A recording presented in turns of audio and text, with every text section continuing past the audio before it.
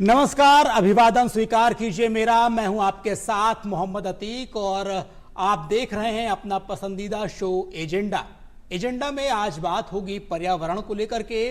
और हमारा आज का जो विषय है वो प्लास्टिक प्रदूषण के प्रति जागरूकता ये रखा गया है। इस विषय पर चर्चा करने के लिए हमारे साथ तीन खास लोगों का पैनल मौजूद है, उनसे मैं आपका तारुफ कराऊंगा। लेकिन सबसे पहले जो प्लास्टिक प्रदूषण उस पर थोड़ी बात होनी चाहिए। अथर्ववेद में भी यही कहा गया है कि धरती हमारी माँ है और हम इसके बच्चे हैं। यानी कि जो प्रकृति है, जल जंगल जमीन को भी हम यहाँ पूजते हैं, इतना कुछ करते हैं, लेकिन उसके बावजूद कुछ ऐसे फैक्टर्स हैं, कुछ ऐसे तत्व हैं जो हमारी प्रकृति, हमारी धरती को नुकसान पहुंचाते हैं। उन्हीं में से एक है प्लास्टिक, यानी कि सिंगल यूज प्लास्टिक, जो हमारी इस धरती को कहीं ना कहीं छल रहा है, नुकसान पहुंचा रहा है और जिसका सीधा खामियाजा हम तक पहुंच रहा है। आज हम अगले 1 घंटे तक चर्चा करेंगे प्लास्टिक जो प्रदूषण है उससे कैसे बचा जाए, क्या कुछ निवारण होने चाहिए, क्या कुछ सुझाव होने चाहिए। जल्दी से अपने जो पैनलिस्ट उनका परिचय मैं आपको करा दूं। हमारे साथ इस वक्त मौजूद हैं स्टूडियो में आप लक्ष्मण राठौर जी हैं, पूर्व महानिदेशक रहे हैं आप मौसम विज्ञान विभाग के भारत सरकार में। सर, आपका बहुत बहुत स्वागत है, आपने अपना कीमती वक्त दिया। और इसी के साथ जो हमारे दूसरे वक्ता हैं जिनसे हम बातचीत करने की कोशिश करेंगे कि सरकार किन किन पहलुओं पर काम कर रही है पर्यावरण को बचाने के लिए, जल जंगल जमीन को बचाने के लिए। हमारे साथ मौजूद है समृत चतुर्वेदी जी, आप वरिष्ठ पत्रकार हैं और अक्सर ऐसे पैनल में आप मिलते हैं और हम इनसे काफी कुछ जानने और समझने की कोशिश करेंगे। सर, आपका बहुत बहुत अभिवादन है। और इसी के साथ हमारे इस पैनल में पर्यावरण प्रेमी भी मौजूद हैं जिन्होंने अपने घर के आसपास में पौधे होते हैं, गमलों में अलग अलग तरीके के पौधे लगा रखे हैं और लोगों को जागरूक करते हैं कि कैसे आप पर्यावरण से मिल करके आप अपना जीवन भी खुशहाल रख सकते हैं और कहीं ना कहीं जो पर्यावरण में अपना योगदान दे सकते हैं। आप हैं नवल डांगा जी। सर, आपका हमारी इस चर्चा में बहुत बहुत स्वागत है। नमस्कार सर। तो दोस्तों, जैसा कि अभी हमने आपको बताया कि जो प्रकृति है वो हमारी माँ है, ये धरती हमारी माँ है और इसकी रक्षा करना, इसका संरक्षण करना हमारा पहला कर्तव्य है, नैतिक दायित्व है। तो आइए जल्दी से देखते हैं कि हम प्रकृति पर हमने एक रिपोर्ट तैयार की है। ये रिपोर्ट क्या कहती है, आप इसको जरूर देखिए।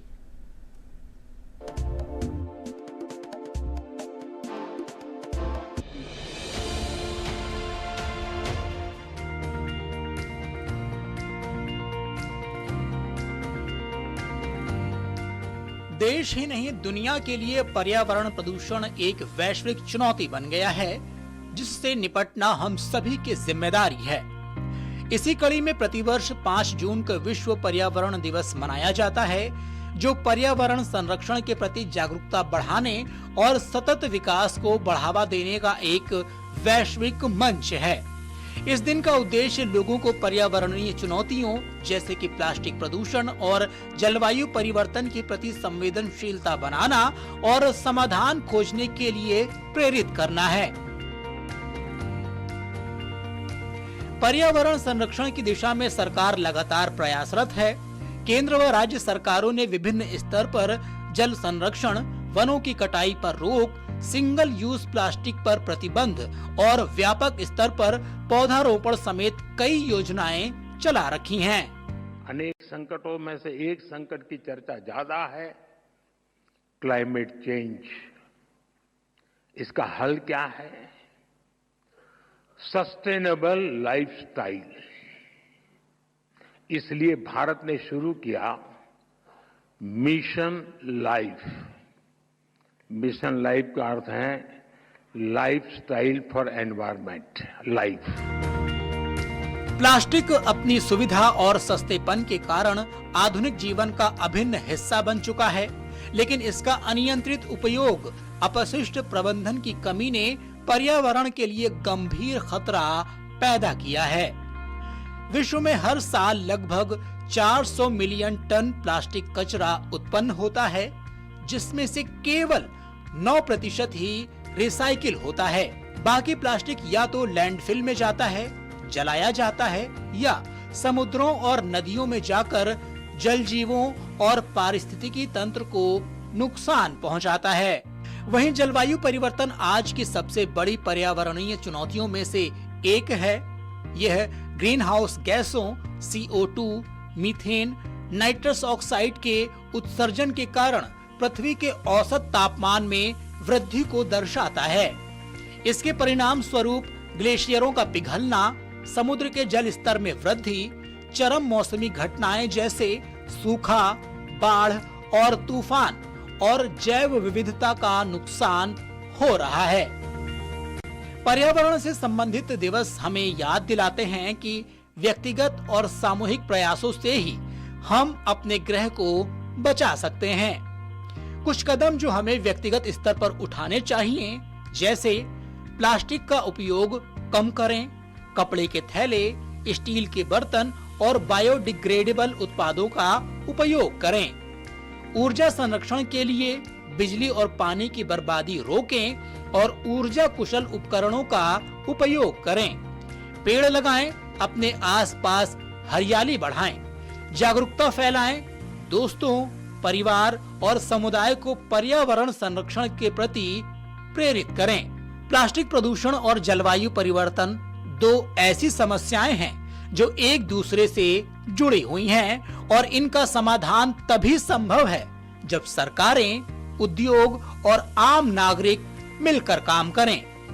आइए हम सब मिलकर इस ग्रह को अगली पीढ़ियों के लिए सुरक्षित और स्वस्थ बनाने का संकल्प लेते हैं।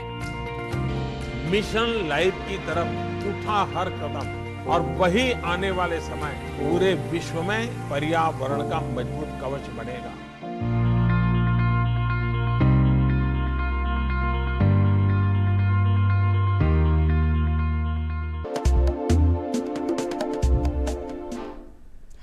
तो दोस्तों, अभी हमने आपको एक रिपोर्ट के माध्यम से यह समझाने की कोशिश की कि पर्यावरण कितना ज्यादा अहम नुकसान पहुंचाने में कौन कौन से कारक हैं। यूं तो बहुत सारे कारक हैं, लेकिन हम कुछ एक विशेष कारक पर ज्यादा बात करने की कोशिश करेंगे, वो है प्लास्टिक प्रदूषण। तो अपनी चर्चा को शुरू करते हैं, जिसका आप बेसब्री से इंतजार कर रहे हैं। सबसे पहले मैं लक्ष्मण जी के पास आना चाहूंगा। लक्ष्मण सर, आप काफी अनुभवी हैं, एक लंबा अरसा दिया अपने पर्यावरण को लेकर के, आपने काफी कुछ चीजें देखी हैं। सर, आपसे चीज जानना चाहूंगा कि 5 जून को पर्यावरण दिवस मनाया जाता है, बिल्कुल, लेकिन उस दिन तो व्यापक स्तर पर कई सारी चर्चाएं होती हैं, कई सारे रन होते हैं, कई सारे अवेयरनेस के प्रोग्राम भी होते हैं। लेकिन सर, क्या इस एक दिवस से पर्यावरण को बचाने के लिए ये काफी हो जाएगा, या फिर व्यापक स्तर पर ऐसे ही प्रोग्राम चलाने की जरूरत है? क्या कहेंगे आप? अतीक जी, किसी एक दिन को लेकर के आप समाज में बदलाव नहीं कर सकते, ठीक है, लेकिन एक दिन भी अगर आप डेडिकेट करते हैं किसी एक समस्या को लेकर के, तो आप उसको केंद्र में, फोकस में ला करके उसको आगे सतत रूप से चलाने के कार्यक्रम अवश्य कर सकते हैं। तो दोनों ही बातें हैं, ये करने आवश्यक है, ताकि आप उस विषय को, उस समस्या को केंद्र में ला करके, और पहले तो नीति निर्धारण जो किया गया है, अन्य सरकारों, भारत सरकार हो, राज्य सरकार हो या वैश्विक व्यवस्था है, उसके अनुरूप क्या कदम लिए जा सकते हैं, और फिर दूसरा सामाजिक दायित्व क्या है, उसमें आपका दायित्व क्या हो सकता है, ये सब रणनीति आप बनाए तो आगे बात बढ़ती है। बिल्कुल, आपने सही कहा। इसीलिए हमने 5 जून तो बीत गई है, उसके बाद भी हम ये चर्चा कर रहे हैं कि इस बात को सिद्ध करने के लिए कि पर्यावरण महज एक दिन की बात करने के लिए नहीं है, हर दिन बात करनी पड़ेगी, समय समय पर बात करनी पड़ेगी। इसीलिए हमने ये चर्चा रखी है। दोस्तों, मैं डागा साहब के पास आना चाहूंगा। सर, आप पर्यावरण प्रेमी हैं, आपने व्यक्तिगत तौर पर काफी कुछ काम किया है। क्या लगता है आपको, जो पर्यावरण है उसको नुकसान पहुंचाने में किन किन की आप भूमिका सबसे ज्यादा मानते हैं? विकास होता है वह विनाश होता है। विनाश होगा तो विकास जरूरी है। ऐसा नहीं है कि विनाश के लिए सड़कें बनानी है, पेड़ कटेंगे। समुद्र को रोकना है, आपको मेड़बंदी करनी पड़ेगी, स्कूल कॉलेज बिल्डिंग बनानी है, पेड़ काटने पड़ेंगे। पर उसके साथ साथ अगर हम पेड़ लगाएं, रोपें, संरक्षण करें, संवर्धन करें, उनके संभालें, पुराने पेड़ जो लगे हुए हैं उनको संभालें, तो पर्यावरण सुरक्षित होगा। काटना तो पड़ेगा, आपको एयरपोर्ट बनाना है, पेड़ कटेंगे, पर पेड़ कटेंगे, पेड़ लगें, जो लगे हुए हैं उन पेड़ को संभाला जाए, उनके ट्री गार्ड लगाए जाएं। जो शहरों के अंदर बच्चे वो पेड़ जानवर खा जाते हैं उनको रोका जाए। बिजली की लाइनों के नीचे शहर कॉलोनी के अंदर पेड़ लगाते हैं तो पेड़ बढ़ ही नहीं पाते हैं, इसका भी ध्यान रखना चाहिए। सर, एक कहावत है, आपसे ही मैं जानना चाहूंगा कि जो प्रकृति होती है उसके साथ विकास साथ में नहीं चल पाता है, कई बार दोनों एक दूसरे के पूरक नहीं हो पाते हैं। इस दिशा में भारत सरकार ने या यूं कि हमारे देश की सरकारों ने अच्छा काम किया। अभी कल ही प्रधानमंत्री नरेंद्र मोदी ने एक अभियान की शुरुआत की है, जो अरावली पर्वत की पहाड़ियां हैं, तकरीबन ये 700 से 800 किलोमीटर का जो दायरा है, उसके 5 किलोमीटर के जो रेंज में वो एक वॉल तैयार करना चाहते हैं प्रकृति को लेकर के। तो इस दिशा में मुझे लगता है कि अच्छा काम कर रही है सरकार। क्या कहेंगे प्रकृति को लेकर के? बहुत जोरदार बात है। आप बहुत छोटी सी बात है, किसी भी कॉलोनी में चले जाएं, जो मकान ना बना हो और गेट लगा हुआ हो, दीवार लगी हुई हो, वहां अपने आप पेड़ उग जाता है। अगर आप दीवार लगा देंगे तो आपको बीज खरीदने की जरूरत नहीं पड़ेगी, नर्सरी की जरूरत नहीं पड़ेगी, पौधे लगाने की जरूरत नहीं पड़ेगी, पानी पिलाने की जरूरत ही नहीं पड़ेगी। अगर आप दीवार करा लेते हैं, खाली जानवरों से नुकसान ना हो, तो अपने आप ही जंगल बन जाएगा। कैसी बढ़िया कॉलोनी हो, 1 लाख रुपए 10 लाख रुपए गज का भाव है, वहां पर पेड़, नीम का पेड़ पर पीपल का पेड़ तो उगी जाएगा साहब। कुछ भी ना हो तो नीम और पीपल तो उगी जाएगा। इसको नीम तो कौवा बो देता है और पक्षी, सारे पक्षी पीपल और गूलर के फल खाते हैं और वो बीज हो जाएगा। अगर ये दीवार कर देते हैं तो मैं समझता हूं कि जंगल की समस्या ही खत्म हो जाएगी। बिल्कुल। समृद्ध जी, हमने जो सवाल लिया था सर से, वही मैं आपसे भी सवाल लूंगा कि क्या लगता है आपके नजरिए से कि जो प्रकृति है, जो हमारा जो ये वायुमंडल है, अगर हम इसकी भी बात करें तो क्या लगता है कौन कौन से कारक हैं जो ज्यादा नुकसान पहुंचा रहे हैं, उनसे क्या कुछ अवेयरनेस होनी चाहिए? देखिए, कारण तो सबसे पहला जो आज चर्चा का विषय भी है, प्लास्टिक है, जो सबको दिखता भी है और सब लोग डे टू डे लाइफ में, रोजमर्रा की जिंदगी में इस्तेमाल कर रहे हैं, पर उसका बेजा इस्तेमाल हो रहा है, जो हमें रोकना चाहिए मुझे लग रहा है। और आम आदमी को ये सोचना चाहिए कि कितना नुकसान भी ये प्रकृति को पहुंचाता है, तो उस पर सोच विचार करके सिंगल यूज प्लास्टिक को अवॉइड करना चाहिए। ये सबसे बड़ा एक, जिसे कहें, पर्यावरण संरक्षण के लिए अपना एक जो साझा जिम्मेदारी है, उसका एक निस्तारण हो सकता है। तो सबसे पहला तो ये है कि जो कारण है उस पर हम बैन लगाएं, यानी प्लास्टिक का यूज जो है हम कम से कम करें, ये होना चाहिए। दूसरा, जो हम लोग चर्चा पे जब भी बात करते हैं कि 4-5 बड़े पॉइंट हो जो पर्यावरण संरक्षण के लिए हम जिनकी पे बात करते हैं, उसमें आखिरी में आता है जन जागरूकता। मेरा मानना है कि जन जागरूकता जो है इनमें सबसे पहले होना चाहिए। ठीक है। जितनी भी योजनाएं हैं सरकार की या जितने भी कदम उठाए जा रहे हैं, वो अगर जागरूकता नहीं है लोगों में और जो आम आदमी तक नहीं पहुंच रहा है तो वो निरर्थक है। इसलिए जन जागरूकता मुझे लग रहा है सबसे अहम मुद्दा है इस पे, जो हम लोग आज कर रहे हैं। अभी आपने बताया कि जो सिंगल यूज प्लास्टिक होते हैं उन पर बैन लगाना चाहिए, तो मुझे लगता है कि सरकार ने इस तरीके जो सिंगल यूज प्लास्टिक है उन पर बैन लगा भी रखा है। हालांकि कुछ मायनों में अगर देखा जाए तो मार्केट में कई बार रेहड़ी पटरी वालों के पास में ऐसे जो पॉलीथीन बैग होते हैं वो मिल जाते, तो ऐसे में क्या लगता है कहां पर कमी है और किस लेवल पर ये चीज है जो नहीं इंप्लीमेंट हो पा रही है? क्या कहेंगे इस पे आप? देखिए, बहुत साल पहले ही सरकारों ने ये प्रतिबंध लगा दिया था। ठीक है। और एक सीमा निर्धारित कर दी थी कि इतनी माइक्रोन की थैलियां बाहर मार्केट में नहीं बिकेंगी जी। और अभी पिछले 8-10 साल में इतनी जागरूकता आई भी है कि आज सब्जी लेने भी कोई जा रहा है तो उसमें 50-60% अपना बैग लेके जाता है, वो क्लॉथ बैग्स लेके जाते हैं। तो जागरूकता तो आई है, लेकिन जिस पे आप प्रभावी कार्रवाई की बात करें तो मुझे लग रहा है कि सरकारों को सिर्फ थड़ी ठेले वालों और सब्जी विक्रेताओं तक इसको सीमित नहीं रखना चाहिए। उसके लिए जो इनका निर्माण कर रही हैं, जो फैक्ट्रियों में ये प्लास्टिक बन रहा है, उन पे भी प्रभावी रोकथाम होनी चाहिए। तो मुझे लग रहा है कारगर उपाय तभी होगा जब इन जो थैलियां बना रहे हैं, पॉलिथीन जो बना रहे हैं, उन पे एक्शन हो। लक्ष्मण जी, बहुत वाजिब सवाल इन्होंने उठाया है, जिस तरीके से कि जो रेहड़ी पटरी वाले होते हैं, छोटे उद्योग वाले हैं, उनके पास जो प्लास्टिक सिंगल यूज पहुंचता है, उनकी मैन्युफैक्चरिंग कहां हो रही है, उनकी जड़ कहां है, उस पर जो है प्रहार करने की जरूरत है सरकारों को भी और जो उद्योगपति उनको भी। क्या कहेंगे इस पर सर आप? अतिक जी, ये जो पर्यावरण संरक्षण का मुद्दा है, जिसका कि एक अंग प्लास्टिक प्रदूषण है जी, इससे निपटने के लिए 5 स्तरीय रूपरेखा है। ठीक है।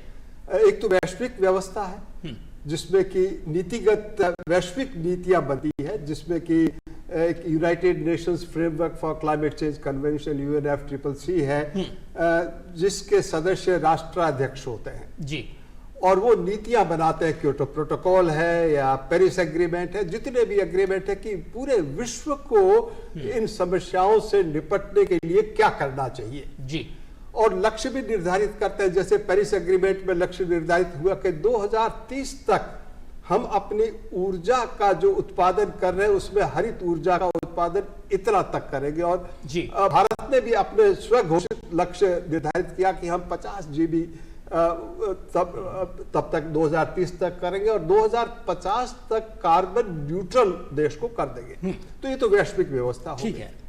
फिर आता है राष्ट्रीय व्यवस्था क्या हो, तो भारत सरकार ने national action plan on climate change जी ये बनाया और उसके तहत ये हुआ कि जो जलवायु परिवर्तन हो रहा है उससे निपटने के लिए राष्ट्रीय रणनीति क्या हो, और उसके तहत भारत सरकार ने 8 मिशन लॉन्च किए। ठीक है। पहला मिशन सोलर मिशन पे, ताकि सूर्य ऊर्जा को हम ज्यादा से ज्यादा उत्पादन करें।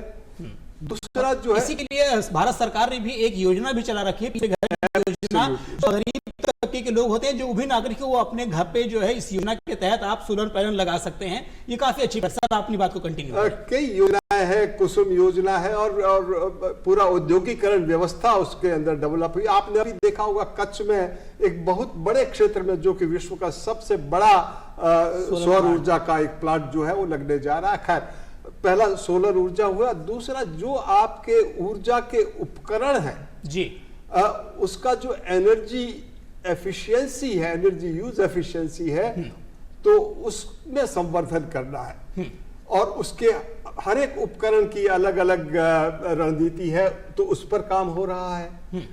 और तीसरा जो है जल के ऊपर। ठीक है। चौथा जो सस्टेनेबल हैबिटाट।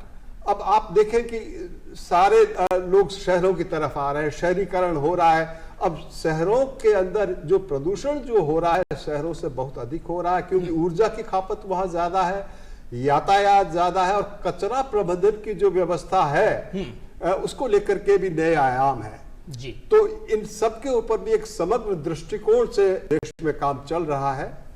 और एक जो आपने अरावली की बात की शुरू में, और अरावली तो बहुत पुराना माउंटेन रेंज है, लेकिन सबसे फ्रेजाइल जो हमारा पत्ती श्रृंखला है वो हिमालयन है। और हिमालयन इकोसिस्टम उसको कैसे सस्टेन किया जाए, और सिक्किम ने प्लास्टिक प्रदूषण मुक्त राज्य भी घोषित कर रखा है अपने आप को।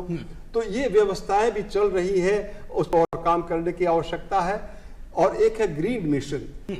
तो जितने भी वृक्ष लगाने की बात जो से अभी नवल जी कह रहे थे, तो पूरे भारतवर्ष में किस प्रकार वृक्षारोपण किया जाए। और हमारी अच्छी बात यह है कि इन नीतियों के कारण जो वनों का क्षेत्रफल है और उसकी सघनता है उसमें वृद्धि हो रही है। बहुत पॉजिटिव बात है जी। और एक बात है कि sustainable agriculture, climate resilient agriculture, क्योंकि कृषि बहुत बड़ा एक प्रदूषक भी है और कृषि बहुत आवश्यक चीज भी है। तो हम किस और जलवायु परिवर्तन के कारण कृषि के ऊपर बहुत नकारात्मक प्रभाव पड़ रहे हैं, जो उसकी उत्पादकता है वो कम होती जा रही है। तो कैसे हम उत्पादकता को बरकरार रखे और पर्यावरण को कम से कम क्षति देते हुए सर इसी में मेरा एक सवाल और भी है। अभी आपने जो कृषि की बात की यार, तो जिस तरीके से जो चर्चा होती है, कई साल में पढ़ रहा था, उसमें निकल कर क्या जो 40% जो खेती किसानी है वो मौसम पे डिपेंड रहती है कि जब मानसून आएगा तो जब सिंचाई होगी तभी जो हो पाएगा। तो ऐसे में जो नदियों की भूमिका होती है, जो कहें जो तालाब होते हैं, इनकी ज्यादा बढ़ जाती है। तो ऐसे में उनके संरक्षण के लिए क्या कुछ किया जाना चाहिए या सरकारें क्या कुछ कर रही हैं, उस पर मैं आपसे जानना चाहूंगा सर। देखिए अतीक जी, जो जल है उसका 90% उपभोक्ता कृषि क्षेत्र है जी। और जैसा आपने बिल्कुल ठीक कहा कि कृषि तो मौसम आधारित है। 40% जो आप कहें 40-45% वो तो खरीफ की है, लेकिन रबी में भी मौसम से खेती बच नहीं सकती। खेती तो मौसम आधारित ही है। और अब जो जल की बात है, जल जो है आप 3-4 प्रकार के जल का उपयोग कृषि के लिए कर रहे हैं। पहला तो भूजल को आप उपयोग कर रहे हैं, दूसरा आप नहरों से उपयोग कर रहे हैं, तीसरा तालाब, पोखर और बांधों से उपयोग करते हैं, और वृष्टि। तो ये चारों विभिन्न प्रकार के जल स्रोत जो है उनको लेकर के आप खेती करते हैं। लेकिन मुख्य बात यह है कि जल भी अगर आप अधिकता में प्रयुक्त करेंगे जो कि फसल को नहीं चाहिए, तो वो भी एक प्रदूषक का कारक बनता है, मृदा को वो भी हानि पहुंचाता है, पूरे इकोसिस्टम को हानि पहुंचाता है। ठीक है नवल जी, मैं आपके पास आ रहा हूं और जिस तरीके से सर बता रहे थे जो क्लाइमेट चेंज है उसमें जो बहुत सारे कारक हैं उसके बारे में बताया गया, कैसे बचा जाए। अगर आप चूंकि आप पर्यावरण प्रेमी है, कुछ ना कुछ अपना योगदान देते रहते हैं, तो जो दर्शक हमारे ये कार्यक्रम देख रहे हैं उनसे आप क्या कहेंगे, कौन कौन सी ऐसी चीजें जो चीज करनी चाहिए जो क्लाइमेट चेंज में सुधार लाने में अहम या कारगर साबित होंगे? 70 के दशक के बाद हमने देखा जितने आयोजन होते हैं, शादी विवाह होते हैं, इतनी कटलरी, इतनी पानी की गिलासें, इतनी पानी की बोतलें, चम्मच, सब प्लास्टिक का इस्तेमाल करता है। ये कितना कूड़ा वेस्ट करता है, कितना तकलीफ देता है, आप अकल्पनीय है, इसका कोई आंकड़े इकट्ठे नहीं किए जा सकते। कितनी जगह, मतलब थाली प्लास्टिक की, चम्मच प्लास्टिक का, बाउल प्लास्टिक का, और एक एक शादी के अंदर अगर 15 आइटम है तो 15 बाउल बना देते हैं। और ये चलन बढ़ता चला जा रहा है। इतना चलन हो गया, इसको सामाजिक स्तर पे हम अपने आप पे रोक लें कि हम ऐसी शादी में नहीं जाएंगे जिसमें ये प्लास्टिक का उपयोग होगा। अगर घर में हर समाज अपने आप में ये कर ले, जिसके यहाँ प्लास्टिक की कटलरी होगी हम उसमें सम्मिलित नहीं होंगे, तो मैं समझता हूँ कुछ हम रोक सकेंगे। पर बड़ा इतना भयंकर, एक ने आपने 10 बाउल लगाए, मैंने 12 लगाए, मैंने लगाए तो राठौड़ साहब 15 बाउल लगाते हैं। ये देखा देखी ओडा ओडी है, कोई मतलब को नहीं। बैठ थे कितना करिया, मारो बेटी रो ब्याह बैसू ज्यादा चोखो होना चाहिए, बेटे रो ब्याह ज्यादा चोखो होना चाहिए। चम्मच इतने प्लास्टिक, अच्छा 8 बार वो लेते हैं तो 8 नए चम्मच ले लेते हैं, नहीं तो 1 चम्मच से भी खा सकते थे, पर 8 चम्मच लेते हैं, 8 बाउल लेते हैं। इस पे रोक लगनी चाहिए। बिल्कुल, बहुत सही बात बताई। और मैं इसी पे एक रिपोर्ट पढ़ रहा था सर, जो मैं आपको बताना चाहूंगा कि जो पानी की जो बॉटल होती है उसमें माइक्रो प्लास्टिक पाया जाता है और पानी में भी पाया जाता है। जो नमक की थैली होती है, नमक में भी माइक्रो प्लास्टिक पाया जा रहा है। उसके साथ ही साथ चाय पीते हैं हम लोग कई बार, कहीं थड़ी पे बैठ करके कहीं पर भी है, तो जो एक पेपर का ग्लास आता है उसमें भी पॉलीथीन होती है, उसमें भी माइक्रो प्लास्टिक पाया जा रहा है, जो कि बहुत नुकसानदेह है। और ब्लड में भी एक बार जांच हो ही रही है उसमें निकल करके कि ब्लड में माइक्रो प्लास्टिक पाया जा रहा है, कितना ज्यादा हानिकारक है। और ये ऐसे में इसी को देखते हुए आमतौर पर जो हमारी चर्चा होती थी, चर्चा में हम प्लास्टिक की बोतल का जो है हमेशा से यूज करते थे, तो आज की चर्चा में भी हमने प्लास्टिक की बोतल तो रख रखी है, लेकिन आज से हम इसका जो है बहिष्कार करते हैं और हम कोशिश करेंगे कि अपने इस चर्चा में कभी भी हम प्लास्टिक की बोतल ना रखें। इसलिए हम जो है गिलास में पानी रख रहे हैं। तो ये आपसे हम एक छोटी सी शुरुआत कर रहे हैं और हम आपसे अपील करेंगे कि ऐसी जो सिंगल यूज प्लास्टिक है, ऐसी जो बॉटल्स हैं, उनसे बचने की कोशिश करें। पुराने के दौर में मैं अपने बचपन की बात बताता हूं सर, हम लोग जब कभी ट्रैवल करते थे या कभी स्कूल जा रहे, कहीं पर भी जा रहे, तो हमारे घर वाले थर्मस लेके चलते थे। मतलब उस बोतल में पानी भरते थे, पूरी फैमिली पीता था। कि हम लोग अगर स्कूल जा रहे हैं तो थर्मस में लेते थे। लेकिन आजकल जो दौर आ गया है कि हम जाएंगे ट्रैवल में 20 रुपए की बोतल ले लेंगे, उसके बाद में पीने के बाद उसको फेंक देंगे, जो कि बहुत हानिकारक है। समदल चतुर्वेदी जी, आप बहुत गौर से चीजों को सुन रहे थे, क्या ऑब्जर्व कर रहे थे, आपसे जानना चाहूंगा। देखिए, ये डे टू डे लाइफ में, रोजमर्रा जीवन में हम रोज इस्तेमाल कर रहे हैं। रोज आप पानी की बोतल लेते हैं, जो यूज एंड थ्रो वाले आइटम्स हैं, जैसे पर्यावरण प्रेमी बता रहे थे अपन को कि कैसे घरों में शादियां हैं, छोटा फंक्शन है, बर्थडे पार्टी है, उसमें भी बाहर से ही आ रहा है। घर में सब बर्तन हैं, लेकिन हम लोग वो यूज एंड थ्रो वाले इस्तेमाल करते हैं कि उनको साफ कौन करेगा। मतलब ये चलन बढ़ गया है, ये समाज का हिस्सा बन गया है। रोकने के लिए क्या करना चाहिए? रोकने के लिए छोटी छोटी चीजों की जागरूकता लोगों तक पहुंचनी चाहिए। मैं अभी बात कर रहा था कि एक घर में रोजाना सुबह शाम दूध की थैली आती है, जो सरस या जिस अमूल का जो पैकेट आता है प्लास्टिक का, उसको भी हम लोग वेस्ट करते हैं। वो रिसाइकेलेबल प्लास्टिक होता है, लेकिन उसमें भी हम जो काटते हैं हिस्सा, वो वहीं छोड़ देते हैं। तो वो जो एक छोटा हिस्सा है, टुकड़ा है, वो भी वो वेस्ट जा रहा है, जबकि उसको रिसाइकिल में जाना चाहिए। तो ये छोटी छोटी चीजें जो हम लोग मोबाइल में 5 मिनट क्राफ्ट देखते हैं, वो मुझे लग रहा है कि ऐसी जागरूकता वाले भी ऐसे शॉर्ट्स और वीडियोस बनने चाहिए। और जो प्रभावी संस्था है जो जन जागरूकता फैलाने का काम कर रही हैं, जिनकी जिम्मेदारी है, उनको इस विषय को प्रमुखता से उठाना चाहिए कि रोजमर्रा के जीवन में कैसे चीजों को हम कलेक्टिव वे में पर्यावरण संरक्षण के लिए इस्तेमाल कर सकें। बिल्कुल, काफी अहम बात आपने बताई है। तो बात बहुत छोटी सी, लेकिन है काफी बड़ी, जो कि प्रभाव में डालती है। हम लोग दूध लेकर के आते हैं, छाछ पीते हैं, कई बार लस्सी के पैकेट लेकर के आते हैं, अलग अलग, जैसे सरस डेयरी से ले आए, कहीं से भी ले आए, तो जो कटिंग की उसका आधा टुकड़ा तो गया और वो फिर उसका कभी कुछ जो है रिसाइकिल भी नहीं हो पाता है। उससे बचना चाहिए, आपका ये मैसेज था और काफी कारगर चीजें बताई। सर, हम जैव विविधता पर भी बात करते हैं। राठौर साहब, आपसे जानना चाहेंगे कि जिस तरीके से मैं देख रहा था कि प्रधानमंत्री नरेंद्र मोदी इस दिशा में काफी ज्यादा चिंतित हैं और उन्होंने जैव विविधता को लेकर के अभी कूनो नेशनल पार्क में उन्होंने जो नामीबिया से कुछ चीते लेकर के आए, उनको छोड़ा, जो कुनबा बढ़ रहा है। मैं रिपोर्ट ये भी पढ़ रहा था कि जो पूरे देश भर में तकरीबन 3000 के ऊपर बाघ हो चुके हैं। अगर मैं राजस्थान की बात करूं तो तकरीबन 150 बाघ हमारे यहाँ राजस्थान में पाए जाते हैं, जो पहला मतलब अब तक का सबसे ज्यादा आंकड़ा रहा है। तो जैव विविधता को लेकर के क्या कुछ कहेंगे सर आप? देखिए, जलवायु परिवर्तन का एक बहुत नकारात्मक प्रभाव जैव विविधता पर पड़ा है। पूरा इकोसिस्टम में बदलाव हो गया है। ठीक है।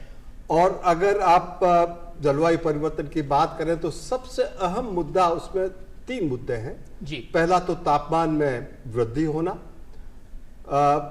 वृष्टि बारिश के जो चलन है, उसकी जो प्रक्रिया है उसमें आमूलचूल परिवर्तन होना, और तीसरा अतिरेक घटनाओं का बढ़ना। अब इसके चलते आप जिनका बाघ का या बड़े जीवों का जिक्र कर रहे हैं, ये तो हमें परोक्ष रूप से दिख रहे हैं। ठीक है। चिंता का विषय यह है कि जो सूक्ष्म जीव है या छोटे जीव है, जो आप आमतौर पे नहीं देख पा रहे हैं, उनमें से कई चीजें तो विलुप्त हो गई है जी। कई चिड़ियाएं विलुप्त हो गई, कई चींटियां विलुप्त हो गई, कई समुद्री जीव विलुप्त की कगार पे हैं।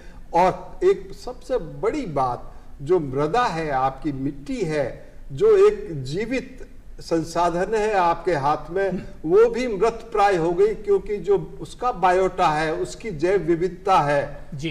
वो लगभग समाप्ति के ऊपर है। और उसके चलते जलवायु परिवर्तन तो एक कारण है ही है, क्योंकि जलवायु परिवर्तन के भी मूल में प्रदूषण है। और कृषि में जो है, आप उर्वरक जो डालते हैं या बाकी जो रसायन डालते हैं कीट रोधों के लिए, कीट के रोध के लिए, तो ये सब भी बहुत नकारात्मक प्रभाव डालते हैं। नवल जी, समुद्र को लेकर के कई बार बातचीत आती है, हम देख रहे हैं हमारे बैकग्राउंड में भी चीजें हुई चली। समुद्र का जो कचरा है वो बहुत ज्यादा हो गया है। एक रिपोर्ट में ये भी आ रहा था कि समुद्र में जितनी मछलियां हैं उनके भार के बराबर कचरा जो है प्लास्टिक हमने डाल रखा है समुद्र में। इससे बचने के लिए या समुद्रों में जो अवेयरनेस अगर हम लाई जाए कि जो प्लास्टिक होता है हम सीधे उसमें डाल देते हैं, कैसे इसको रोका जाना चाहिए आपके लिहाज से? सबसे पहले इसका बहुत अच्छा सवाल किया आपने। नदियों पे ध्यान दें, छोटे छोटे नालों पे ध्यान दें। छोटे नाले नदियों में जाते हैं, नदियां समुद्र में जाती है, और इतना जोर से फेंकते हैं कि आपको क्या करें। और मानव मल को नदियों में डालते हैं, समुद्र में डालते हैं। नदियों को, पावन गंगा, यमुना, सरस्वती को गंदी कर रहे हैं, और नाले, शहर के नाले गंगा में जा रहे हैं। इस पे रोकथाम हो तो पॉलीथीन तो बहुत बाद की बात है, उस पॉलीथीन तो बाद में आया है। उससे पहले हम गंगा को, नदियों को गंदी कर रहे हैं, समुद्र को गंदा कर रहे हैं। समुद्र में इतना कचरा डाल रहे हैं कि उनका जीवों का, समुद्र का लेवल बढ़ रहा है। जैसे जैसे उसमें कचरा जाएगा समुद्र का लेवल बढ़ जाएगा, और कोस्टल प्रदेश खत्म हो जाएंगे, पता ही नहीं लगेगा बांग्लादेश कहाँ है। तो अगर इसको आज नहीं रोका तो आगे वाली पीढ़ियों को तो पता ही नहीं होगा क्या होने वाला है। बिल्कुल, यानी इस दिशा में ठोस प्रभावी कदम होना जरूरत है। सम्राट जी, जिस तरीके से आज हम चर्चा कर रहे हैं, जो हमारी इस बार जो पर्यावरण दिवस अभी बीता है, उसकी जो थीम रखी गई थी वो प्लास्टिक पोल्यूशन को रोकने के लिए रखी गई थी। ऐसा पहली बार नहीं हुआ है, 2025 में भी रखा गया है, 2023 में भी प्लास्टिक पोल्यूशन ही मुद्दा था, और उसके अलावा 2018 में भी मैं पढ़ रहा था, तब भी यही सेम मुद्दा था। तो क्या लगता है कि ये कितना इंपॉर्टेंट इशू है, हम सभी से जुड़ा हुआ, जिस पर ज्यादा काम करने की जरूरत है?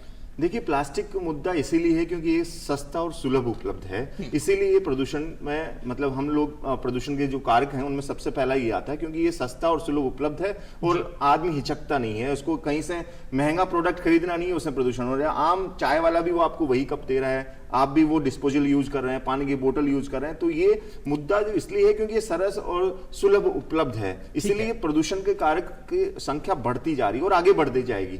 जैसे 3-4 पिछले दिवस हमने इसी पे फोकस रखा, और आगे मुझे लग रहा है कुछ साल और इस पे फोकस रखने की जरूरत है, क्योंकि ये इसकी उपयोगिता और इसका यूज जो है वो बढ़ता जा रहा है। तो मुझे लग रहा है आगे भी इस तरह से इस पे फोकस करने की और जरूरत है। बिल्कुल, जिस तरीके से जो ये माइक्रो प्लास्टिक की हम चर्चा कर रहे थे, कई सारी गंभीर बीमारियां निकल करके आ रही हैं सामने। ऐसे में इनसे बचने के लिए या कैसे हम, इसका विकल्प क्या होना चाहिए? जैसे हम सिंगल यूज प्लास्टिक रोकने की तो बात कर ले रहे हैं, सभी लोग कह रहे हैं कि हाँ नहीं होनी चाहिए।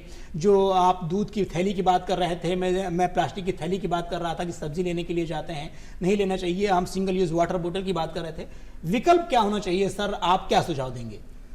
अतीक जी, प्लास्टिक आज से 30-40 वर्ष पहले ले तो प्लास्टिक हमारे जीवन में नहीं था या नगण्य था। प्लास्टिक विकल्प के तौर पे उभरा, और जैसा कि समृद्ध जी ने कहा कि क्योंकि ये सस्ता और सुलभ है, तो इसलिए हमने लकड़ी को प्लास्टिक से रिप्लेस किया, एल्यूमिनियम को किया, लोहे को किया, और पता नहीं किन किन चीजों को, थैलियों से लेकर के सब चीजों को रिप्लेस किया है हमने। तो हम वापस बैक टू रूट्स जा सकते हैं, उसमें कोई दिक्कत नहीं है। लेकिन चूंकि ये सस्ता है, और जो आपने माइक्रो प्लास्टिक की बात की, तो अब स्थिति बहुत गंभीर है। पहली बात तो मेरे कहने का तात्पर्य है कि प्लास्टिक अनिवार्य नहीं है, ये हमें ध्यान में लेना कि अनिवार्य नहीं है, क्योंकि आपने अलग चीजों से माइग्रेट होकर के प्लास्टिक पे आए तो वापस जा सकते हैं। हाँ। अब चूंकि आपको सस्ता चाहिए तो आप प्रयोग में तो रहेगा। अब उसकी भी 3 या 4 श्रेणियां हैं। पहला सिंगल यूज प्लास्टिक, जिसका फेंक देते हैं। तीसरी मध्यम अवधि, चौथी दीर्घ अवधि। ठीक है। और जो दीर्घ अवधि के लिए, जैसे कोई फर्नीचर है या कोई आपके पाइप्स है, ये सारी चीजें वो 50, 60, 70 साल तक भी मकान में अगर कोई लगा है तो वो रहता है। फर्नीचर है तो 15-20 साल रहता है जी। तो और उनका रिसाइकलिंग कहीं किसी का आसान है, किसी का मुश्किल है। तो एक तो फोकस रिसाइकलिंग पे होना चाहिए। और जो मूल प्रश्न आपने माइक्रो प्लास्टिक का पूछा, तो आम तौर पर आज के तारीख में जिस प्रकार प्लास्टिक हवा में, पानी में, भोजन में, सब पूरी व्यवस्था में आया है, आम नागरिक जो बड़े शहरों में रहता है वो 5-6 ग्राम प्लास्टिक रोज खाता है। मझोले शहरों में शायद ये 3-4 ग्राम हो, और गांवों में भी ये जो 2-3 ग्राम तो वहां भी खाते हैं। लेकिन प्लास्टिक हमारे जीवन का अभिन्न हिस्सा बन गया है। और आप चाहे न चाहे, जैसे पैसिव स्मोकर होते हैं, हम पैसिव प्लास्टिक कंज्यूमर बन गए हैं। हम प्लास्टिक खा रहे हैं, और उसके चलते जो स्वास्थ्य में, रिप्रोडक्शन साइकिल पर प्रभाव पड़ रहा, न केवल मनुष्यों पे बल्कि पशुओं पे, बाकी जीवों पे, सभी पे पड़ रहा है। आपकी न्यूरोलॉजिकल डिजीज है, गैस्ट्रोलॉजिकल डिजीज है, आपके चर्म रोग है, बीमारियां भी हो रही हैं सर इससे। तो स्वास्थ्य पे तो बहुत घातक प्रभाव। ठीक है समृद्ध जी, आपने एक सवाल उठाया था। आपने कहा था कि जो है, जो दूध की थैली होती है उसको आधा काट के फेंक देते हैं, जो चिप्स के पैकेट होते हैं उसको काट के फेंक देते हैं, थोड़ा सा वो रिसाइकिल नहीं हो पाता, या पानी की बोतल जो होती है सिंगल यूज।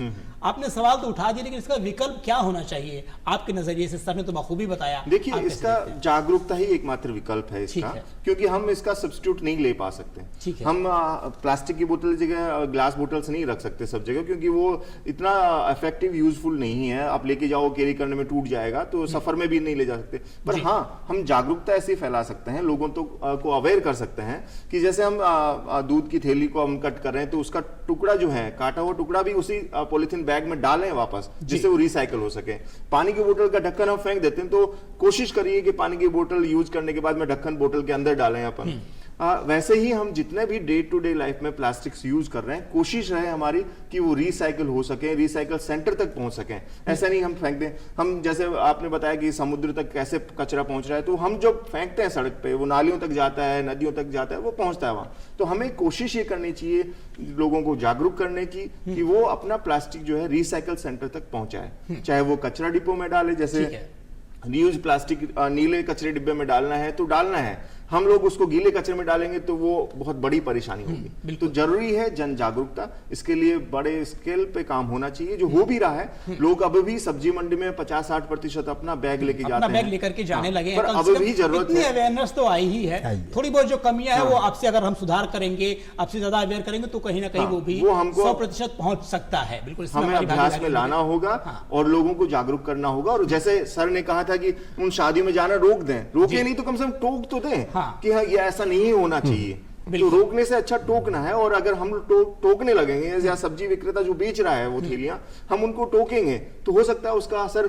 कुछ % पड़े, पर पड़ेगा। और आज करेंगे हम, तो अगले कुछ साल तक हम लोग इस ओर बढ़ सकते हैं कि कम से कम प्लास्टिक और सिंगल यूज प्लास्टिक बैन हो सकता है। समृद्ध जी, आप पत्रकार हैं, आपका ज्यादा सामना होता है समाज से, व्यवस्था से, सरकार से, सभी से होता है। मैं आपसे आज यही बात करना चाहता हूं कि अगली बार जब आप कभी ऐसे शादियों में जा रहे होंगे या खुद घर पे कोई आयोजन कर रहे होंगे, तो क्या आप ऐसे प्लास्टिक से, जिस तरीके से बताया, जो चम्मच होते हैं, जो प्लेट्स होती हैं, इनसे आप बचेंगे? क्या कुछ कमिटमेंट करना चाहेंगे जो आप कहेंगे फिर वो बाद में फॉलो अप भी उसका होगा? देखिए, ये बहुत जरूरी है और मुझे लग रहा है इसकी शुरुआत घर से करनी चाहिए, अपने बच्चों को सिखाने से करनी चाहिए। ये सब स्कूल में तो सिखाते ही हैं कि पर्यावरण दिवस आ रहा है तो आप एक पौधा लगवा लीजिए, आप पौधा वितरण कर दीजिए, पर मुझे लग रहा है अपने बच्चों को ये शिक्षा देने की भी जरूरत है कि सिंगल यूज प्लास्टिक है उसको हम अपने जीवन में उतारे ही नहीं। हम शेखावत सर राठौड़ साहब बता रहे थे कि किस तरह से वो पहले के जमाने में हम लोग प्लास्टिक जब नहीं आया था तो कैसे यूज करते थे। पानी के लिए एक रामसागर या गंगा सागर एक बड़ा लोटा होता था, उससे कैसे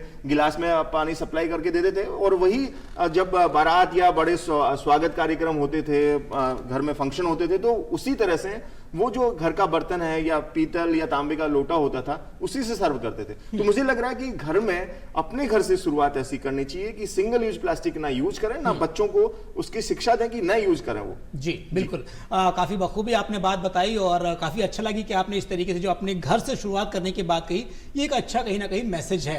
नवल साहब, जिस तरीके से जो जब भी कभी पर्यावरण प्रदूषण की बात होती है तो 3 R की बात आती है, रिड्यूस, रिसाइकिल, रीयूज, इसकी चर्चा बहुत होती है। अभी जयपुर में भी इसको लेकर के एक व्यापक स्तर पर एक बैठक भी आयोजन किया गया था जिसमें दुनिया भर के कई सारे प्रतिनिधि लोग यहां पर आए थे। ये रिड्यूस, रीयूज, रिसाइकिल है क्या, इसको थोड़ा सा हम विस्तृत विषय में जानना चाहेंगे। बहुत सुंदर बात करी, मजा आ गया साहब आपके सवाल सुन के। अगर सरकार की स्तर पे जितने कार्टन छपते हैं, जितने पैकिंग के डब्बे छपते हैं, उन पे पतली फिल्म लगती है उसको मजबूत करने के लिए, उसको चमक रोकने के लिए। वापस अगर आपको टूथपेस्ट का डब्बा है, घी का डब्बा है, तेल का डब्बा है, कार्टन है, आम का कार्टन का कल मैंने देखा उस पर लेमिनेशन किया हुआ था, तो वो रिसाइकिल नहीं होगा। अगर उस पर फिल्म लगानी बंद कर दी जाए, सरकारी स्तर पे हो सकता है। ये प्रेस वाले, प्रिंटिंग प्रेस वाले करते हैं, कार्डबोर्ड बनाने वाले करते हैं, अगर उस पे ना करें तो रिसाइकिल बहुत सस्ता हो जाएगा और अच्छा हो जाएगा और ये पॉलीथीन खराब होने से रुक जाएगा।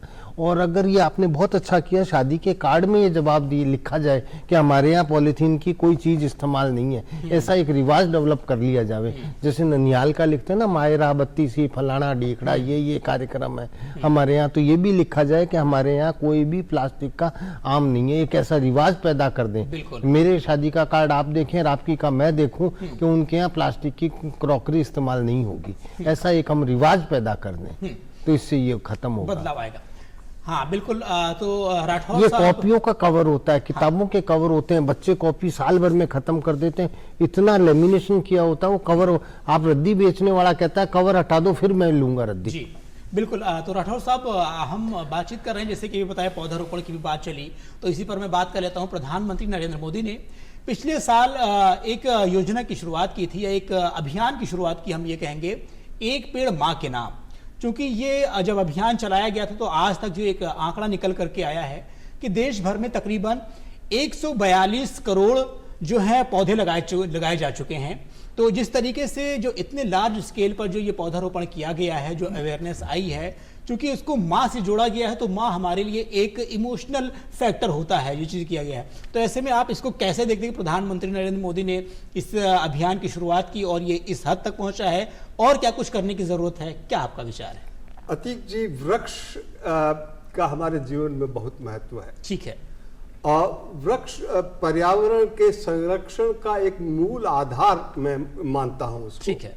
उसके कई कारण हैं। अगर प्लास्टिक के संदर्भ में मैं बात करूं तो वृक्ष जो है, अभी एक जोधपुर विश्वविद्यालय के बॉटनी विभाग के एक वैज्ञानिक ने एक शोध किया है कि वृक्ष जो माइक्रोप्लास्टिक है उसका अवशोषण करता है, और खास तौर से वो वृक्ष जिनके पत्तों की सतह चिकनी है, पीपल है, बरगद है, ये सारे वृक्ष हैं। तो अगर आपको, क्योंकि माइक्रोप्लास्टिक हवा में तैर रहा है, उसको और तो आप कोई तरीका नहीं है, वृक्ष ही एकमात्र साधन है आपके पास में कि वो उसको अवशोषित कर सके। एक बात। दूसरी बात, वृक्ष जो है तापमान का नियंत्रण भी करते हैं। जहां वृक्ष है, सघन वृक्ष क्षेत्र है, तो वहां तापमान अन्य स्थान पे, उसके जो पास का स्थान है, उससे 2, 3, 4 डिग्री कम होता है जी। और तीसरा सबसे प्रमुख है कि वृक्ष जो है कार्बन डाइऑक्साइड का भी सिक्वेस्ट्रेशन करता है, शोषित करता है उसको, वो एक ग्रीन हाउस गैस है जी। तो उसमें कमी करती है और ऑक्सीजन का उत्सर्जन करता है। ठीक है। तो ये तीनों बातों को लेकर के वृक्ष जो है आपके जीवन को सुधारने की क्रिया में एक बहुत बड़ा कारक है। और मैं समझता हूं कि जो नेशनल मिशन हमारा ग्रीन मिशन है उसके मूल में यही भावना है। सर एक सवाल और भी मेरा आपसे ही है, चूंकि मैं जानना चाहता हूं कि जो ग्लोबल वार्मिंग काफी एक बड़ी समस्या बढ़कर के आ रही है। आप देखिए जो ग्लेशियर्स हैं बहुत तेजी से पिघल रहे हैं, समुद्र का जल स्तर बढ़ रहा है, नदियां सूख रही हैं और जो सरोवर हैं या जो तालाब वो भी सूख रहे हैं। ऐसे में क्या लगता है कि आपको जो ग्लोबल वार्मिंग है उसमें कौन कौन से फैक्टर है, उसमें हमारी क्या भूमिका है? पहली बात तो जो ग्लोबल वार्मिंग है उसमें हम किस तरीके से जो नुकसान पहुंचा रहे हैं वो, और हमारी क्या भूमिका होनी चाहिए उसको दुरुस्त करने के लिए, ये आपसे जानना चाहेंगे। बहुत अच्छा प्रश्न है। ग्लोबल वार्मिंग का जो मूल कारक है जी वो प्रदूषण है। ठीक है। क्योंकि आप जितने भी उत्सर्जन कर रहे हैं उन गैसों का खास तौर से जो कि ग्रीन हाउस गैसेस हैं, और ग्रीन हाउस गैसेस उनको कहते हैं कि जो सूर्य की किरणें हैं वो शॉर्ट वेव रेडिएशन होता है, वो तो पृथ्वी तक आ जाती है, लेकिन पृथ्वी जब ऊर्जा फेंकती है, रेडिएशन जो उसका उत्सर्जन करती है वो लॉन्ग वेव में है जी। और ये ग्रीन हाउस गैसेस जो है जिसमें कि कार्बन डाइऑक्साइड है, मीथेन है, नाइट्रस ऑक्साइड है, नॉक्स सल्फर के कंपाउंड्स हैं, इवन पानी की वो भी है, तो ये सारी चीजें क्लोरोफ्लोरोकार्बन्स हैं जी। ये पृथ्वी द्वारा जो ऊर्जा वापस चली जानी चाहिए आकाश में उसमें बाधा प्रदान करते हैं, और ताकि जो पृथ्वी का तापमान है समग्र रूप से वो बढ़ रहा है। हाँ, यही कारण है कि जो पृथ्वी का जो तापमान है वो बहुत तेजी से बढ़ रहा है, जिसकी वजह से जो शहर है वहां का तापमान बढ़ रहा है और काफी लोग परेशान हो रहे हैं। सर तापमान की बात है तो इसी पे एक छोटा सा मेरा सवाल है वो मैं आपसे लेना चाहूंगा। आमतौर पर हमारे आपके पास सभी के पास मोबाइल होता है, उसमें जो है हम तापमान देखते हैं कितना टेम्परेचर जा रहा है, क्या चीज़ है। आप मौसम विभाग से भी जुड़े रहे हैं हमेशा से ही, तो सर ये जो मोबाइल का तापमान होता है क्या ये मौसम विभाग से जुड़ा हुआ होता है? इसका क्या मैकेनिज्म होता है? क्योंकि हम कई बार देखते हैं हमारे मोबाइल में तापमान दूसरा दिखा रहा होता है, वही अगर हम साथ में कोई दूसरा मोबाइल हो तो उसमें अलग दिखा रहा होता है। ये क्या मैकेनिज्म होता है सर? देखिए जो भी प्रेक्षण की व्यवस्था है इसकी एक वैश्विक व्यवस्था है। ठीक है। और इस वैश्विक व्यवस्था में एक तो आप भूमि की सतह के ऊपर प्रेक्षण लेते हैं, समुद्र की सतह पर प्रेक्षण लेते हैं, और जो वायुमंडल है उसका जो नीचे की सतह जिसको आप ट्रोपोपॉज कहते हैं, जो 12-15 किलोमीटर की ऊंचाई तक, इक्वेटर पे तो 16-17 होता है, पोल पे 2 किलोमीटर होता है, इसके ऊपर जो है आप वर्टिकली आप रेडियो साउंड छोड़ करके उसका वर्टिकल प्रोफाइलिंग भी लेते हैं, और जो सैटेलाइट और रडार के माध्यम से आप प्रेक्षण लेकर के आप पूरे समग्र पृथ्वी के वायुमंडल का एक आकलन करते हैं, और उसी में चाहे तापमान हो, वायुदाब हो, हवा की दशा या दिशा हो या वृष्टि हो, उस सब का मापन किया जाता है। अब ये प्रश्न ये कि ये करता कौन है? काम इसके नेशनल मीटरोलॉजिकल सर्विसेज का है। वैश्विक व्यवस्था विश्व मौसम संगठन के तहत ये की जाती है और सभी आंकड़ों का आदान प्रदान किया जाता है निर्बाध रूप से, और जो पूर्वानुमान है वो भी जो है सभी को मुफ्त में दिया जाता है, किसी देश की बाधाएं इसमें नहीं आती है। हाँ, युद्ध वगैरह हो वैसी तो अलग बात है, अन्यथा उसमें कोई रोक टोक नहीं है।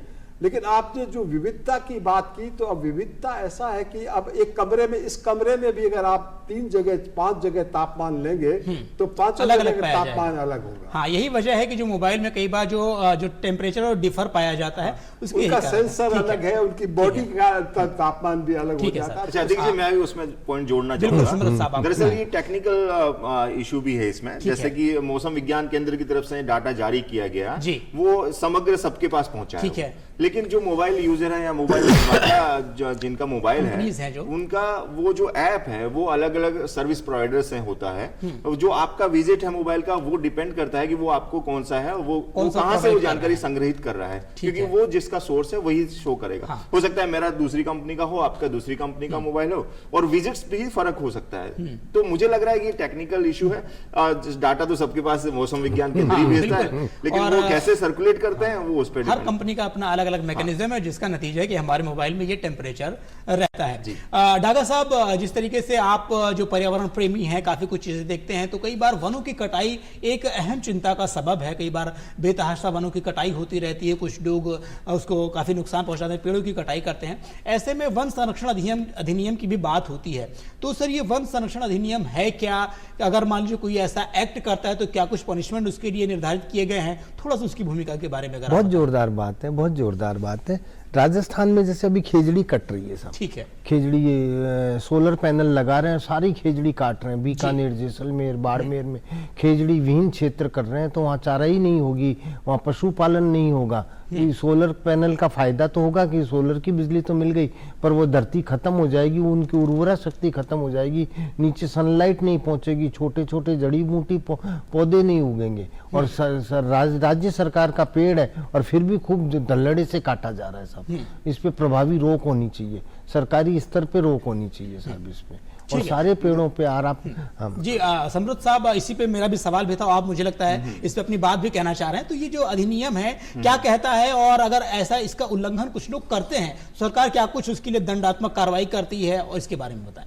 देखिए, ये तो कानूनन जो वन क्षेत्र में कटाई है या हरा पेड़ काटना, वो तो कानूनन जुर्म है, उसके लिए प्रावधान है, सजा का प्रावधान है। और ये शर्तिया अगर किसी शख्स की शिकायत मिलती है तो पुलिस इस पर एक्शन भी लेती है। लेकिन सर ने जो बताया कि कैसे खेजड़ी, जिसे हम राजस्थान का कल्प वृक्ष भी कहते हैं, तो खेजड़ी का तो राज्य वृक्ष है, उसकी कटाई पर बहुत बड़ी गंभीरता से विचार होना चाहिए। लेकिन जैसे सबसे पहले चर्चा में ये था कि विकास होगा तो ये कटाई भी होगी, हमें देखना चाहिए कि उसका विकल्प क्या हो सकता है। हाँ, मैं कुछ महीने पहले ही देख रहा था कि ये खेजड़ी की एक नई किस्म शीला करके एक उसका शोध हुआ है, और उसके पौध भी तैयार हो गई और किसान उसको उगाई कर रहे हैं उसकी। मतलब खेजड़ी का भी नया एक रूप है, उसकी नई प्रजाति थार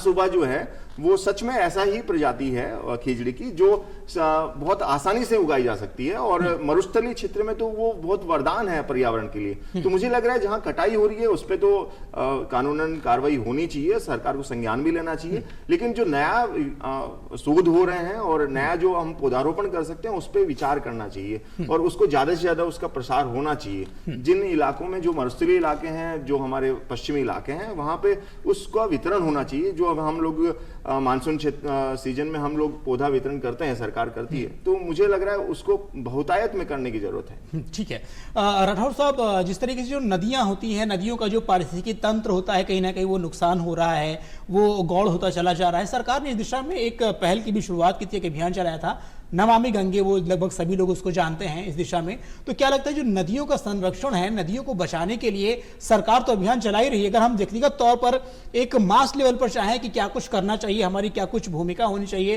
क्या रोल रिस्पॉन्सिबिलिटी होनी चाहिए, ये इस हिसाब से जानना चाहेंगे सर। देखिए, नदियों के प्रदूषण की अगर बात करें तो सबसे बड़ी बाधा उसमें अपशिष्ट प्रबंधन की है। ठीक है, नदी जब किसी भी शहर के बीच से या करीब से निकलती है तो नदी का स्वरूप बदल जाता है, और स्वरूप इसलिए बदल जाता है कि पूरे शहर का अपशिष्ट आप नदी के माध्यम से समुद्र तक पहुंचाते हैं।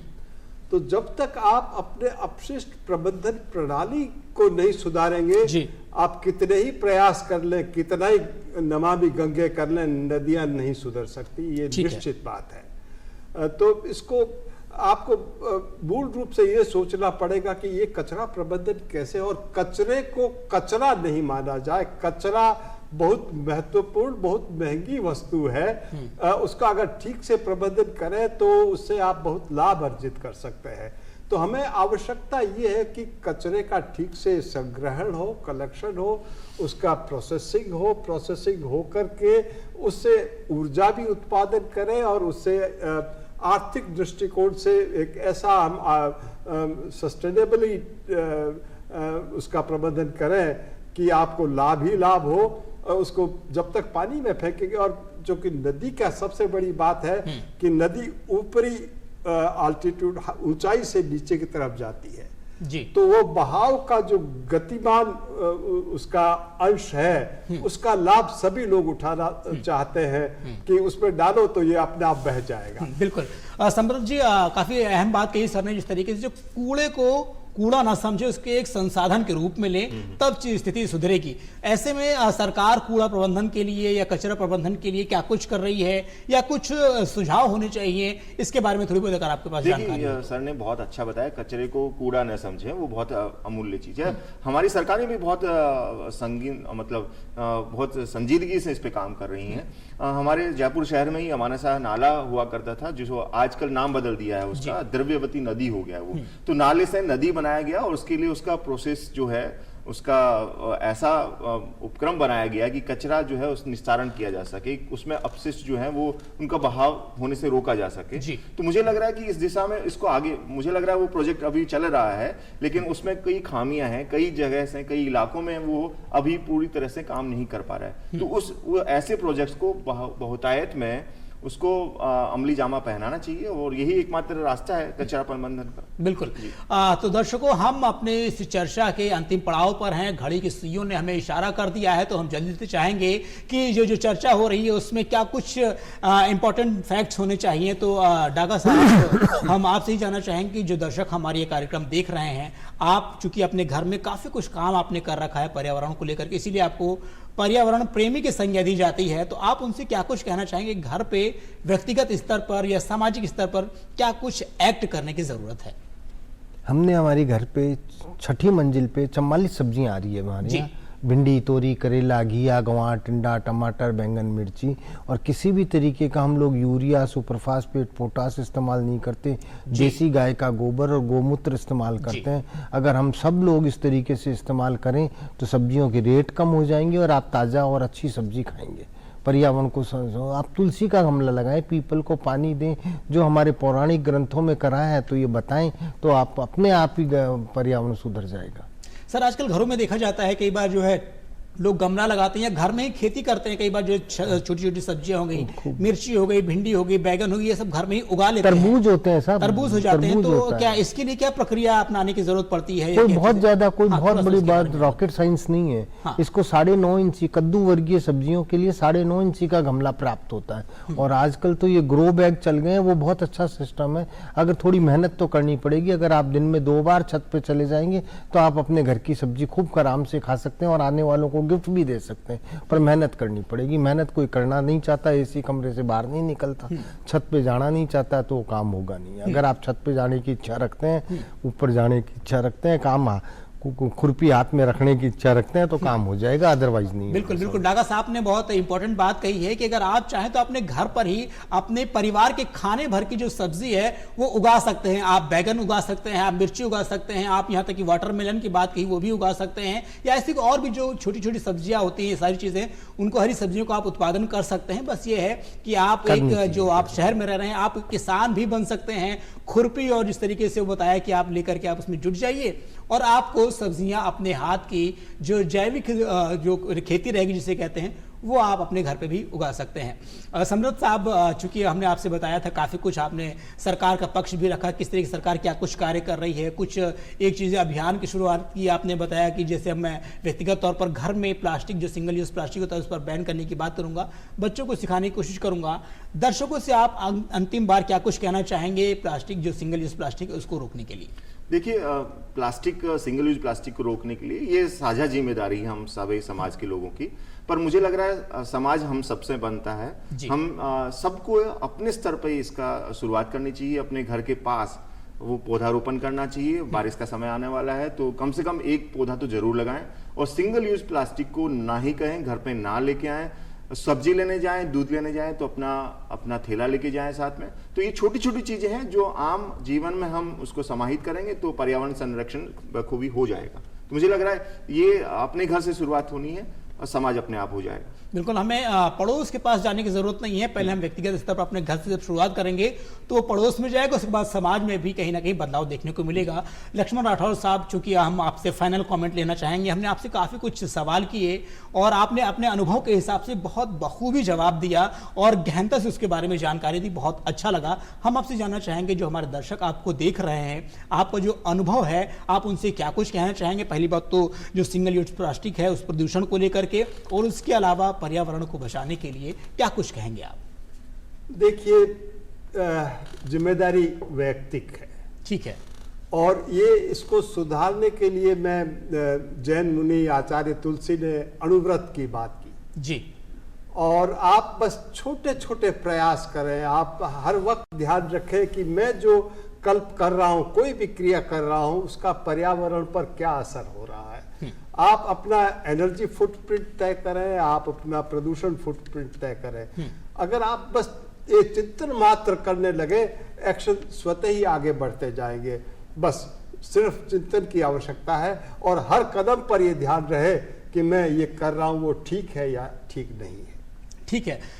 तो बहुत बखूबी बातें कही हमने इस चर्चा में। तो 2-3 पॉइंट्स हैं जो मैं भी अपने रखना चाहूंगा, जो इस सारी बात में निकल करके एक सार निकल करके आया है। सबसे पहली बात तो है ये कि प्लास्टिक यूज जो है, सिंगल यूज प्लास्टिक, उससे बचाने के लिए, उसको जो प्रदूषण रोकने के लिए आपने एक घर से शुरुआत करनी पड़ेगी। इसके अलावा अगर आपका घर है, घर के ऊपर आप टेरिस पे गार्डन बना सकते हैं, सब्जियों का उत्पादन कर सकते हैं, जैसा कि भी यहाँ पर बताया गया। और इसके अलावा जो पर्यावरण को बचाने के लिए सामाजिक स्तर पर जो अभियान है वो चलाए जाएं। और इस पर सिर्फ एक दिवस यानी कि 5 जून को बात करने से काम नहीं चलेगा। इससे हमें व्यापक स्तर पर चर्चा करनी पड़ेगी, हर दिन करनी पड़ेगी और समय समय पर करनी पड़ेगी। और हमें और आपको अपनी सहभागिता निभानी पड़ेगी। इसी के साथ ही हम सभी अपने पैनलिस्ट को धन्यवाद देना चाहेंगे जो आपने अपना कीमती वक्त दिया और इतने अहम मुद्दे पर आप लोगों ने अपनी राय रखी। बहुत बहुत आभार। दोस्तों, आज की इस चर्चा में हम आपसे विदा लेंगे, हम अपनी टीम के साथ में, और अगले एजेंडा में ऐसे ही किसी ज्वलंत, ऐसे ही किसी जरूरी मुद्दे पर एक बार फिर आपके सामने हाजिर होंगे। तब तक के लिए आपसे चाहेंगे इजाजत। नमस्कार।